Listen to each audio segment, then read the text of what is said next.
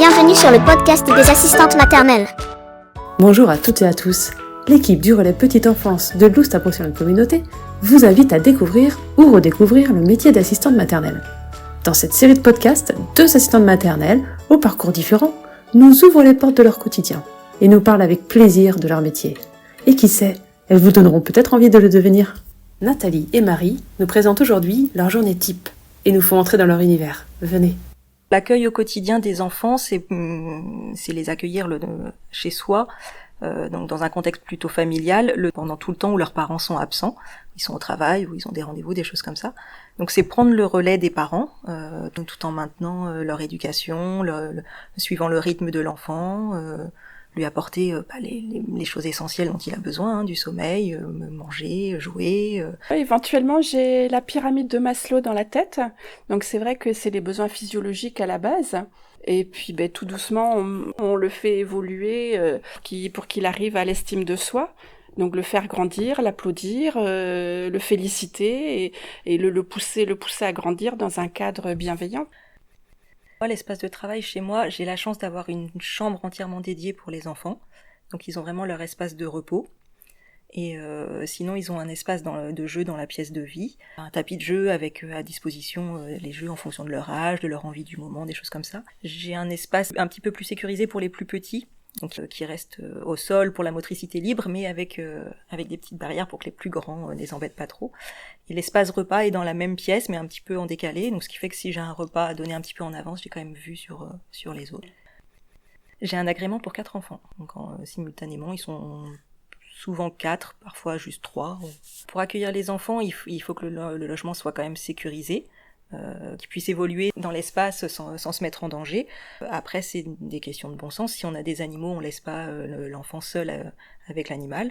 Il faut pouvoir surveiller les enfants, même en étant occupé pendant un change avec un autre. Mais ça reste une maison familiale, ça reste un espace de vie normal. C'est juste des petites adaptations à faire, mais pas des gros travaux. Alors j'ai organisé ma maison en fonction de mon travail, forcément du coup. Le rez-de-chaussée, c'est que pour mon travail, donc j'ai 2 chambres avec 2 lits dans chaque chambre, parce que j'ai un agrément pour 4 enfants. Le week-end, tout est rangé dans ces 2 chambres-là. Et la semaine, je ressors donc tous les jeux au fur et à mesure dans le salon et la salle à manger. J'ai une barrière pour bloquer la cuisine. Donc forcément, j'ai des chaises hautes pour les faire manger les enfants. J'ai un coin dinette, des tapis au sol pour les tout petits, une table en plein milieu pour les enfants qui commencent à marcher pour tourner autour. Donc c'est le jeu libre pour les stimuler à grandir et à se tenir debout. J'ai des animaux, j'ai des poules dans un enclos à l'extérieur. J'ai des oiseaux dans une volière à l'extérieur. J'ai un chien dans la maison, mais dans la véranda. Les enfants ne peuvent pas le côtoyer. Le fait d'avoir des animaux, pour les enfants, ça leur fait du bien. Dès que j'ai un appel téléphonique qui me demande éventuellement une place, je leur demande si l'enfant n'a pas des allergies. Et si éventuellement il n'y a pas d'allergie, je dis est-ce que vous êtes pour ou contre les animaux ? C'est pas un milieu aseptisé, c'est un milieu familial. Mon jardin est séparé en 2. Un côté animaux et un côté pour les enfants. Selon le temps, éventuellement, oui, je me promène avec les enfants, ils ont besoin d'aller dehors, ou la poussette pour aller faire une grande promenade, ou dans le jardin avec les jeux, la cabane dans le jardin, le toboggan, le petit tracteur, du vélo, jouer au ballon. C'est vrai qu'en fonction de la météo, oui, dès qu'on peut, on essaye de sortir. Oui, j'ai aussi un espace aménagé dans le jardin pour qu'ils puissent jouer dehors. Ou alors, oui, la poussette simple à double, en fonction si c'est des marcheurs ou des non-marcheurs.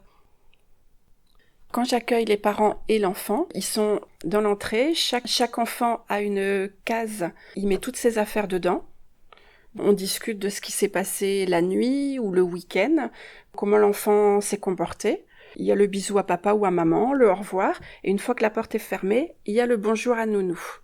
Et sinon, le soir, quand je vois l'heure qui arrive, on commence gentiment à se préparer. À l'accueil du matin ou au moment du départ le soir, les parents restent au niveau de l'entrée. C'est assez rigolo parce que souvent ils dépassent pas du paillasson. Les enfants souvent ont besoin de la transition des bras de papa et maman au bras de l'assistante maternelle pour vraiment pouvoir dire au revoir. Et une fois que les parents sont sortis, on s'installe, il y a une petite marche où ils s'assoient, leurs chaussons les attendent là, donc ils s'assoient, ils mettent leurs chaussons. Et puis en général, la journée, elle est partie. Et le soir, pareil, quand les parents arrivent, ils restent aussi dans l'entrée, les enfants viennent vers eux, et ils s'assoient pour remettre leurs chaussures, leurs manteaux. Et le temps en même temps, on discute avec les parents de la journée, de ce qui s'est passé, les événements importants. J'ai pas forcément de programme défini, c'est selon mes envies et selon les envies des enfants surtout. S'ils sont fatigués ou qu'ils ont besoin d'un temps de sieste le matin, on va peut-être rester plus sur du jeu libre. Mais dans l'idée, après l'accueil, une fois qu'ils sont tous arrivés, j'essaye de proposer une activité. Alors une activité manuelle, une sortie, des fois on va aux ateliers du relais, on se promène, on fait de la pâtisserie, enfin voilà. Les plus petits souvent ont besoin d'un temps de repos le matin. Pendant ce temps-là, on fait des jeux un peu plus calmes avec les plus grands. Vient le temps du repas, du midi, donc en fonction des âges ou de l'heure à laquelle ils ont mangé le matin. Après le repas, je les prépare tous pour la sieste, même s'ils vont pas tous se coucher en même temps, ils se préparent tous en même temps et on se pose pour raconter une histoire ou deux tous ensemble. Après, je couche ceux qui sont vraiment fatigués, les autres continuent à regarder des livres par eux-mêmes et puis ils se couchent après. Et en général, après la sieste, il y a l'heure du goûter et puis souvent après c'est l'heure des parents pour les premiers et ceux qui restent un petit peu plus longtemps, ils restent à faire des jeux libres jusqu'à ce que les parents arrivent. Pour tout ce qui est activité manuelle, par contre, il faut anticiper. On peut pas les préparer au dernier moment. Donc souvent, le soir, on prédécoupe, on prépare tout. Et j'ai toujours un stock de 2-3 activités qui sont toutes prêtes. On a juste à sortir pour qu'ils puissent les faire à ce moment-là. Je prépare des jeux la veille pour le lendemain. Je prépare du découpage, des choses comme ça. Le quotidien n'est jamais ce que j'avais prévu. Donc c'est vrai qu'il y a des enfants qui sont fatigués le matin, qui ont besoin d'une sieste, d'autres qui ont besoin de se défouler, donc c'est activité, motricité, j'ai un parcours. Il y a d'autres qui préfèrent plutôt faire de la dinette, d'autres jeux. Alors mes propres enfants maintenant sont grandes, 19 ans et 20 ans. Elles arrivent juste à voir le premier qui arrive, et quand elles arrivent le soir... Elles font des bisous aux petits parce que de toute façon, c'est les prénoms de mes enfants sortent avec les bras grands ouverts et ils attendent qu'une chose, c'est de leur faire un bisou. Donc non, ça se passe très très bien. Quand mes propres enfants étaient plus jeunes, c'était des copains et des copines à mes enfants, donc ils ont toujours évolué. Il n'y a jamais eu de jalousie. Alors moi j'ai 3 enfants à moi. Les espaces sont bien distincts entre les espaces de la famille et les espaces des enfants, donc les enfants sont toujours contents de les voir, mais ils les côtoient pas plus que ça. Mon petit dernier, avec que 3 ans quand j'ai commencé, donc il a grandi avec les premiers enfants, il aime beaucoup continuer à jouer avec eux. Le rythme entre un tout petit et un enfant qui a après 2 ans, presque 3 ans, c'est pas forcément le même, mais ils apprennent à respecter le rythme des autres, à faire moins de bruit quand il y a un petit qui dort. Ils savent que Nounou, des fois, elle est en train de donner un biberon, donc elle est un peu moins disponible, mais elle reste présente. Ça peut être des moments où on peut chanter, ils peuvent nous aider à ce moment-là. S'il y a un bavoir qui tombe, on leur demande de nous aider, tout ça. Ils sont fiers d'aider les plus petits, de leur montrer des nouvelles choses. Les âges différents, je trouve que ça leur apporte surtout plus de choses. Là, j'ai 2 périscolaires qui ont 4 ans. Ils adorent jouer ensemble, ils sont à l'école ensemble. J'ai 2 garçons après 2 ans et 1 an et demi, donc ils jouent énormément aussi. Et là, je vais accueillir un petit qui va avoir 4 mois. Donc en fin de compte, c'est vrai que les grands sont très attentionnés avec les plus petits. Et on arrive à partager des moments ensemble, même si avec le tout petit, éventuellement, on est beaucoup plus accaparé, beaucoup plus présent avec lui, mais l'assistante maternelle reste phare dans la maison et on est vu par tous les enfants. Même s'ils n'ont pas besoin de nous, ils nous voient quand même, ils sont rassurés. Quand on prend des contrats, il faut être raisonnable sur ses capacités. Savoir que 4 tout petits de 4-5 mois en même temps, c'est compliqué à gérer. On peut pas être disponible pour les 4 en même temps. Et c'est pas dans leur intérêt. Le but des assistantes maternelles, c'est vraiment de suivre le rythme de l'enfant et de répondre à leurs besoins là où en crèche, elles n'auront pas forcément le temps. Souvent, les parents chez les assistantes maternelles, ils recherchent ce côté-là, la disponibilité. Il y a des parents qui sont pas toujours à l'aise avec le respect des horaires, qui comprennent pas forcément tout de suite que si leur enfant il arrive avec 10, 15, 20 minutes de retard sans avoir prévenu, c'est toute l'organisation pour les autres enfants qui peut être chamboulée. Donc il faut respecter les horaires, prévenir quand on a un retard, des petites choses comme ça, les rassurer, parce qu'ils sentent que les autres sont partis, tout le monde est parti avant lui, c'est pas normal, d'habitude ils sont encore là, donc Voilà, à chaque fois, c'est dans l'intérêt de l'enfant, de toute façon.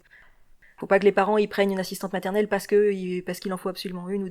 Ils vont confier leur enfant, faut qu'ils soient en confiance, faut qu'ils soient rassurés, qu'ils se sentent assez en confiance pour pouvoir discuter, pour pouvoir parler de leurs besoins, de ce qu'ils recherchent. Donc si dès le premier rendez-vous eux ils ont des réticences, ou si nous on a des réticences, ça sert à rien d'aller plus loin. Moi, dans l'ensemble, j'ai la chance d'avoir des employeurs sympathiques, respectueux. Il y a toujours des petites choses qui sont pas... mais voilà, avec du dialogue, et les choses peuvent s'arranger. Après, il y en a sûrement avec qui c'est plus compliqué, et ça reste exceptionnel. Dans l'ensemble, les employeurs, les parents, ils sont chouettes. C'est pour le bien de l'enfant, de toute façon. Oui. Non, mais c'est vrai. Dans l'ensemble, j'ai eu énormément de bons employeurs aussi. Il y a beaucoup de gens qui pensent que les assistantes maternelles peuvent être isolées, mais après, c'est une façon de travailler. Il y a certaines qui, effectivement, vont préférer rester chez elles et s'occuper des enfants chez elles. Mais dans la majorité des cas, on a accès à différentes sorties, on peut côtoyer nos collègues. Il y a le relais petite enfance qui propose des ateliers dans pratiquement toutes les communes. Enfin, on a plein de personnes ressources autour de nous, donc non, on n'est pas isolés. Après, c'est sûr qu'on n'a pas des collègues au quotidien avec nous, mais on n'est pas tout seul non plus. En tant qu'assistante maternelle, je me sens pas du tout isolée. Déjà, on côtoie les parents le matin et le soir. Éventuellement, si on a des périscolaires, on va aussi à l'école. Donc, on côtoie les maîtresses, les autres parents, d'autres assistantes maternelles aussi du village. Une fois ou deux par semaine, on va au relais. Donc, on côtoie encore d'autres assistantes maternelles et des professionnels de la petite enfance. Et puis on est énormément encadré avec la PMI, avec le relais petite enfance. Non, on n'est pas du tout isolé. Après, c'est sûr, on prend la poussette, on va se promener. Il y a certaines personnes qui disent vous êtes toute seule à la maison. Oui, on peut être toute seule à la maison, mais on se donne les moyens d'aller voir d'autres personnes. C'est pour le bien des enfants aussi. Je me sens pas du tout isolée. Merci à Marie et Nathalie de nous avoir accordé un peu de leur temps. Merci à vous, chers auditeurs, pour votre écoute. On espère que cela vous a plu et on se retrouve bientôt pour un nouveau podcast de nos assistantes maternelles.